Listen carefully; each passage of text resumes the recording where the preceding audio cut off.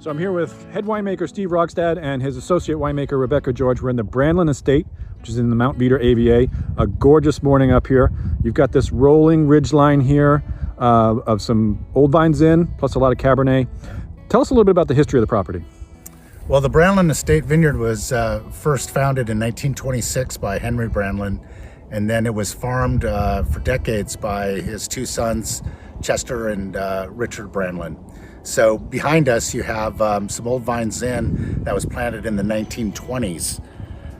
When we finally acquired the property in 1998, the rest of the property was fallow, and we developed it to Cabernet Sauvignon with a little bit of Malbec, Petit Verdot, and Cabernet Franc. So you've been here now for 20 years, so you basically got to see it right from the beginning. What have you sort of experienced growing up with this vineyard and focusing on the Cabernet?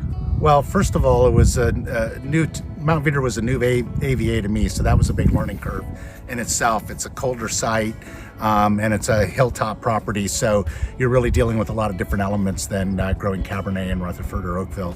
And over the years, I've really got to see this vineyard evolve and what parts of the vineyard are really producing the best fruit, and how to manage the various different blocks. It's a different season every year, so you get 20 chances now to make a wine.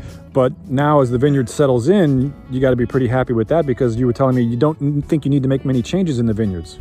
No, I think we're at a point now where the vines have got a good vine age on them, and they've settled into where they're at. And so it's really, making the pruning decisions, which we'll be doing here in a few weeks, and really just setting the tone with that. So Rebecca, you come in, you work with someone who's got 20 years experience on a vineyard, basically from the beginning. You've been here 6 months, and you're going to take over this and be the focus here. So tell us a little bit about what your experience with Mount Veeder and how you see it going forward. Well, I don't have much experience with Mount Veeder yet. This is my first vintage with it. Okay. But I'm super excited about it.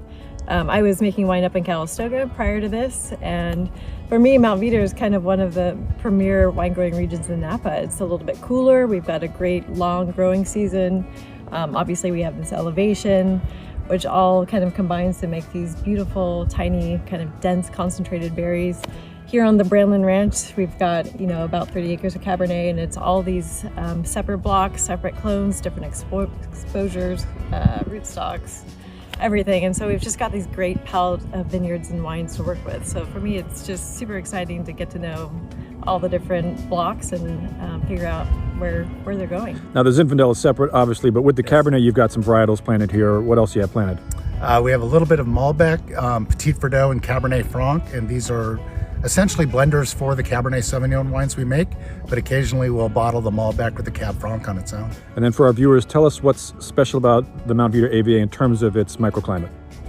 Well, first of all, it's a cool AVA. It's the closest kind of Cabernet AVA to San Pablo Bay. Actually, where Mount Veeder ends is where Carneros begins. So you've got a nice cool influence there. And then secondly, the soils here are quite free draining, and the vineyards are all planted up on the ridge top. So what happens here is the water wicks away from the vines, and you end up with these very small berry, very concentrated, kind of really rich fruited wines that you need to kind of shape the tannins on rather than do everything you need to pull them out. It's kind of opposite of making wines in the valley floor. And then Rebecca, how would you describe the sort of flavor profile of a typical Mount Veeder Cabernet? I think what I'm finding is just this really wild kind of brambly red fruit, dark fruits. It's just so unique, but at the same time, like so dense and powerful. Very exciting wine. And 2021, your first harvest here. Yeah. Best one ever? Epic, of course, obviously, but yeah. Steve Rogstad, Rebecca George at Brandlin Estate. Thanks. Thank you.